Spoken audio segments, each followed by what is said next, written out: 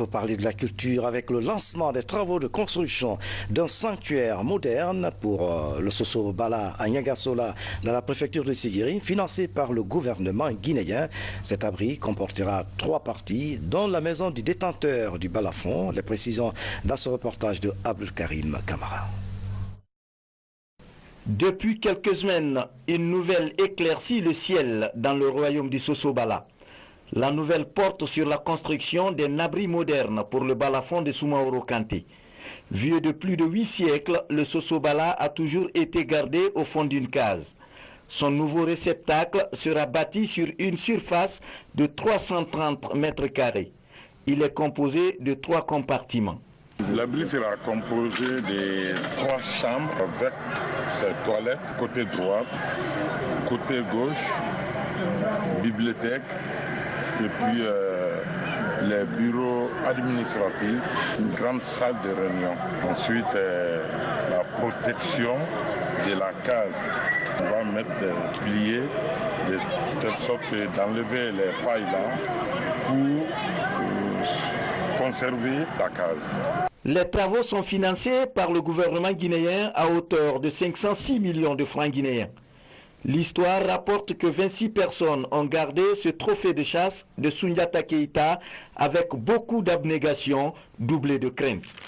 La famille d'Okala pour la sauvegarde et la protection du balafon estime que la construction de cet abri est une délivrance. Avoir un instrument comme ça sous sa responsabilité, c'est une lourde charge. Et c'est cette charge-là que Tokala était vraiment obligé de prendre. On ne sait jamais ce qui peut se passer avec les biens culturels, avec ce qu'on connaît actuellement du monde. Donc il est extrêmement important qu'un site soit trouvé pour abriter le balafon, un site suffisamment protégé, n'est-ce pas, pour qu'on n'ait plus peur qu'un jour des gens viennent le prendre et l'enlever. Ce Soso Bala, c'est l'un des 2 biens inscrits au patrimoine universel de l'humanité. Donc, c'est tout ce qui fait qu'aujourd'hui, le gouvernement guinéen et le président de la République, le professeur Alpha Condé, ont pris fait et cause pour la protection d'un bien comme le Soso Bala, sur lequel toute la sous-région sous-région ouest africaine est intéressée, toute l'Afrique est intéressée et toute l'humanité est intéressée. Selon l'entreprise en charge des travaux, le délai d'exécution est de 3 mois. C'est le début d'un projet dont la 2e phase sera exécutée en 2018. En plus de la maison de Soso Bala, le gouvernement prévoit aussi la construction d'un complexe muséal pour une bagatelle de 10 milliards de francs guinéens.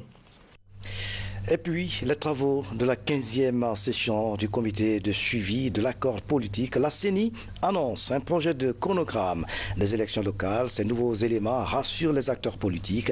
Les efforts encouragés pour l'organisation des prochaines élections locales.